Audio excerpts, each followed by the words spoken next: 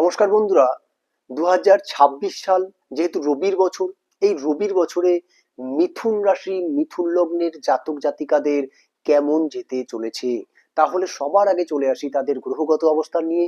তাদের লগ্নে কিন্তু বৃহস্পতির অবস্থান রয়েছে, থার্ড হাউসে কেতুর অবস্থান রয়েছে, নাইন্থ হাউসে কিন্তু তাদের রাহুর অবস্থান রয়েছে এবং দশম ঘরে কিন্তু শনির অবস্থান রয়েছে। এই গ্রহগত অবস্থানে মিথুন রাশি কি ফল পেতে পারে? বিদ্যা শিক্ষার জায়গাতে কিন্তু শুভ আসছে মিথুন রাশি মিথুন লগ্নে জাতক জাতিকাদের।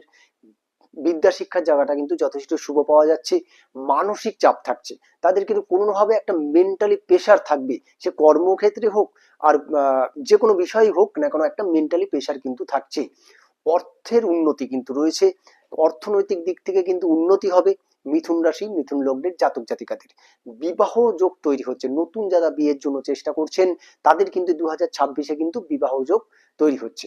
লিভারের সমস্যা আসতে পারে, রোগ ব্যাধির মধ্যে কিন্তু একটা লিভার ডিজিজের সমস্যা কিন্তু আসতে পারে, লিভারের সমস্যায় কিন্তু ভুগতে পারেন আপনারা।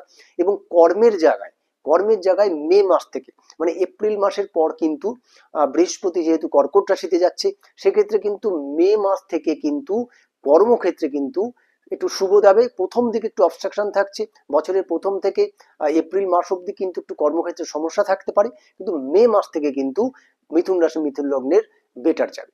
নমস্কার।